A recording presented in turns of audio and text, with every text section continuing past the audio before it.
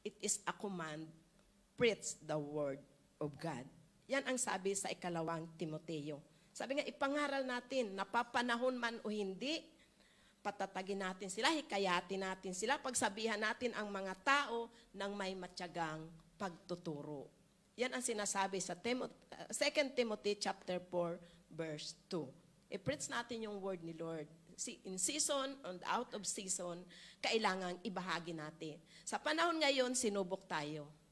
Hindi natin akalain kung anong mangyayari yan. Sabi nga, ang pagbabahagi ng salita ng Panginoon, komportable man tayo o hindi komportable, kailangan nating ibahagi ang salita ng Panginoon. Napapanahon man o hindi, kailangan nating ibahagi. Kasi ang bilin sa atin, ipangaral natin ang salita ng Panginoon. Anong kailangan natin gawin? Hikayatin natin ang mga tao, pagsabihan at patatagin ang loob na may matyagang pagtuturo. Ito ang kailangan ng mga tao na wala pang tamang relasyon sa Panginoon. Kailangan nating hikayatin. Kailangan natin silang pagtiyagaan. Kailangan nating turuan silang maging matatag ang loob. Kailangan natin na pagsabihan sila ng mga darating na panahon, lalo na yung pagbabalik ng ating Panginoon. Dahil ang pagbabalik ng Panginoon ay hindi lamang tayo kukunin, kundi may paghatol pa. Sapagkat kung walang paghatol, walang kamatayan sa cross.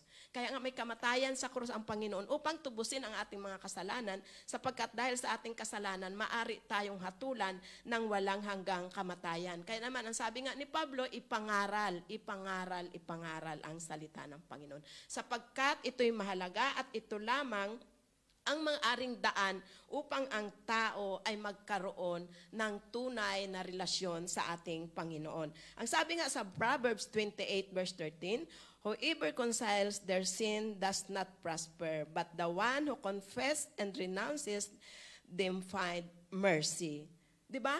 Napakasarap ng salita ng Panginoon. Kung ikukubli ang natin ang ating kasalanan, ay hindi tayo mapapabuti. Ngunit kahahabagan tayo, ano sabi, kahahabagan tayo ng Diyos kung i-renounce natin, i-confess natin, makakatanggap tayo, makakasumpong tayo ng habag ng ating Panginoon. Paano nila malalaman ito? Na ganito ang proseso, na ganito ang kaparaanan na para maranasan, para matanggap yung kapatawaran ng Diyos, kung tayo na nakakaalam ay hindi natin ibahagi ang salita ng Panginoon.